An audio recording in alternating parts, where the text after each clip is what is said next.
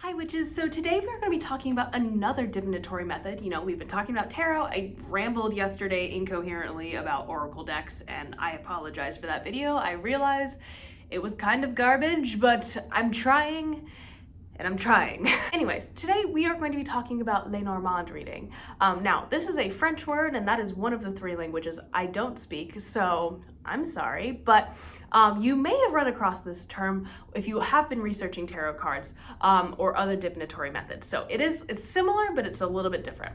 So Lenormand is a card game that originated in France, similar to how tarot kind of originated in France and like Western Europe. This game was actually named after a very famous cartomancer who used these cards, but it wasn't named after her until after her death. But her name was Marianne Lenormand, and she actually was a cartomancer is someone who reads cards, sorry. She read cards for like Napoleon and stuff like that. So very like high up there, very reputable card reader. Like I said, they named the cards after her after she died. However, she did not create them. They were used for a card game prior, kind of like a parlor game like the tarot was. Though with their association with Marianne, which I don't think is how you say her name, it's probably like Marianne or whatever. They became very like wildly popular within the occult circles, especially French occultist groups around the early 1800s. They became more popular in America in like the 21st century, so now. But for a while, it was really only like within those French occultist groups that this card series or card game or like card divinatory method, that is the word I'm looking for, was like very popular. So yes. Now I'm going to be quickly reading through a list provided by labyrinthos.com about what each card means. This is like my go-to app for like reading cards on the go. If you guys haven't downloaded it, it's free. I will link it in the description. And I really like it. They have great resources for tarot, divination, and Lenormand specifically. biddytarot.com is also great. But yes, the Labyrinthos app is free and full of some amazing resources. I think they actually have like designed their own deck and stuff too that is like very cool. So just as like a little witch tip, if you want to check it out, they're not paying me to say any of this. It's just something that I legitimately use. So yes.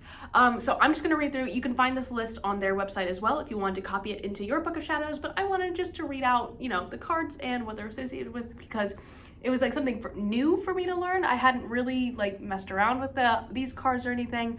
But it was like really cool and interesting. So I'm sharing it with you guys. Yes. But yes, check out labyrinthos.com. That's where I got my sources for this video. So card number 1 is the Writer, and this card is associated with energy, passion, speed, activity, and messages. So I kind of see this as like being the Knight. The next is the Clover, which is associated with luck, lightheartedness, small happiness, joy, and opportunities.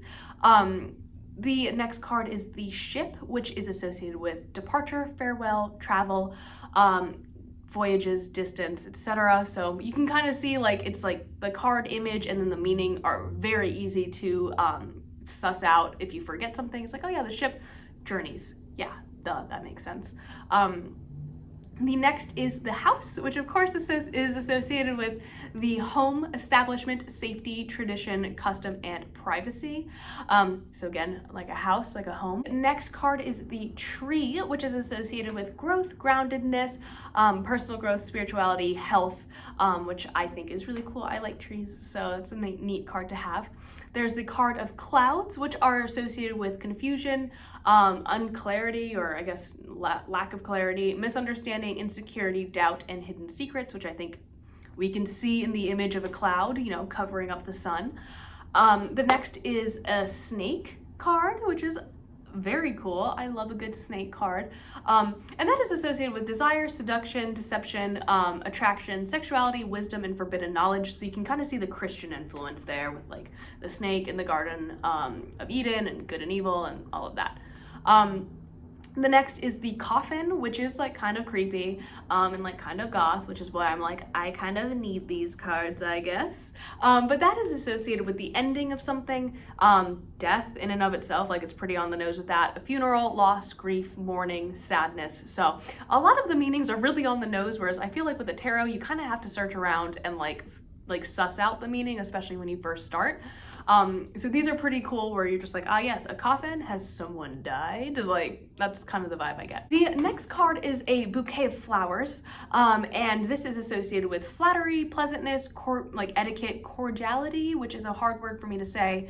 You know, politeness, appreciation, courting, so perhaps maybe a new love or something like that. The next card is the Scythe, which is kind of a creepy image. As we are getting closer to Halloween, I am just seeing more of these kind of images, and I'm just like, yes. But like I said, the Scythe is associated with accidents, hasty decisions, danger, a warning. So this is kind of an omen card, and it's also associated with a reckoning. So I'm just like, ooh, I hope I don't get that. The next card is the Whip, which is associated with conflict, discussions, arguments, debate, opposition and objection, as well as scolding. So you can kind of see that, like, a whip is used to like correct behaviors in livestock and such. Also Indiana Jones, but like whatever. The next is the card of Birds, which are associated with gossip, chattering, nervousness, anxiety. So like, that's my card with the anxiety. But I kind of see that, like, when I think of this card, because I looked up images and stuff, like, and it doesn't really look like this, obviously, because it's from like the 1700s, but have you ever seen like all those birds on like a telephone wire and they're all just like doing that? That's that kind of energy. Like, that's the energy of this card for me. The next card is the Child card, which represents new beginnings, a child, a toddler, inexperience, innocence, and immaturity. So that kind of reminds me a little bit of the energy of the card of the Fool. The next is the Fox, so, you know, swipe or no swiping. No, but that's associated with selfishness, trickery, suspicion, cunning, caution, but also self-care, which I think is really interesting. The next card is the Bear, which is representative of power, leadership, dominance, influence, a strength of character, a boss. So you can kind of see like a bear as being, you know, a very powerful figure for sure. The Stars card is associated with hope, inspiration, optimism, spirituality, dreams, and working on your goals, which is something that I think we see in the tarot as well, in the card of the Star. If you haven't seen that video, check it out. The next card is the Stork, which represents like change, transition, movement, a new cycle, recurrence, and yearning for something. So I kind of see that as like the stork. When I think of storks, I think of like a new baby, because like that's often an image, like the stork bringing the baby or whatever, which is like weird and like a weird thing I don't understand. But that's kind of the energy I get just like based on the associations of this card. So yeah. Next, we have the Dog, which represents loyalty, friendship, a follower, devotion, obedience, and support. So like basically the energy of like any dog ever. Side note, we hopefully will be getting a dog in the next couple years, and I am really excited to have a black lab. I am very excited, and it's gonna be awesome. If you guys have black labs, please like let me know like what their favorite things are. I feel like they're pretty easy to take care of, but like we want to wait till we have a yard, and like I'm in an apartment right now, so it's like a whole thing. But I'm very excited for this dog. Yes, I've never thought I was gonna be a dog person until I started looking at like black lab puppies, and I'm like, Anyways, creepy face over. The next card is the Tower. So this card represents authority, solitude, loneliness, isolation, ego, and arrogance. So it's not necessarily the chaos that we see tarot card of like the Tower card in the tarot, but it is kind of more of that like isolation, loneliness kind of vibe. The next card I wanted to talk about is the Garden card, which is associated with public affairs, culture, society, teamwork, networking, and fame. So if you see that card, have fun. Remember me when you're famous, please. The next card is the Mountain, which represents difficulties, problems, obstacles, impairment, hurdles, struggles, and challenges, which we see that image a lot in the background of a lot of tarot cards. Like there's not the Mountain tarot card, but it's always kind of like a looming obstacle. Whenever you see a mountain in a tarot card, it's like a reminder of like there are obstacles ahead that you have to deal with at some point in the future. The next card is the card of Crossroads, which is near and dear to my heart as I am working with the goddess Hecate. And this represents choices, opportunities, travel, separation, hesitation, and decision making. So if you are getting that card, it's time to make a decision. The next card is the mice card, or card of mice, perhaps a single mouse, I don't know.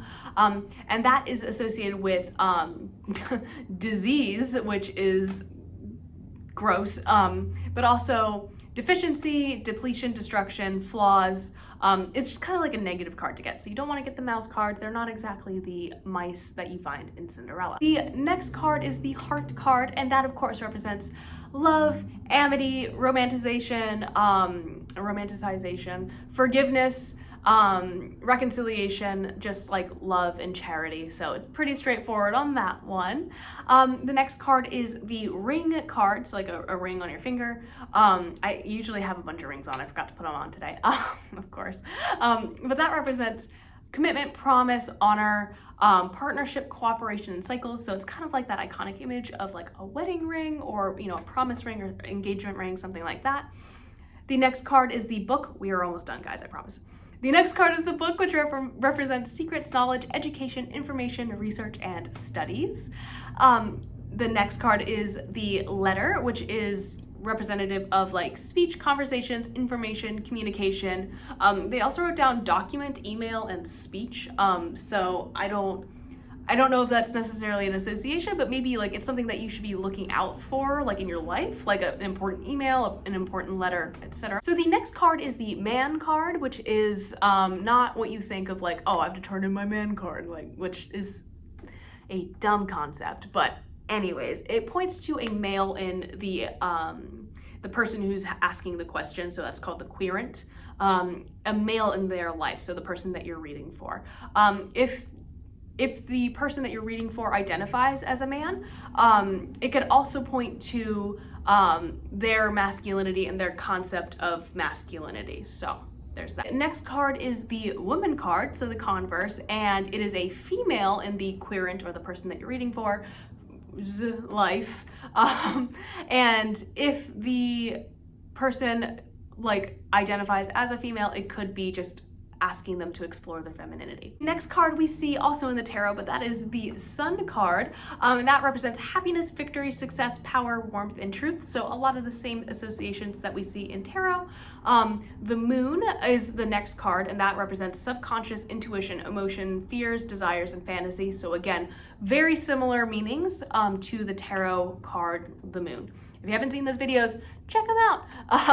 The next card is the Key, which represents openness, revelation, unlocking, achievement, liberation, and resolution. So I had a lot of keys on here because I am working with Hecate. This is her altar now.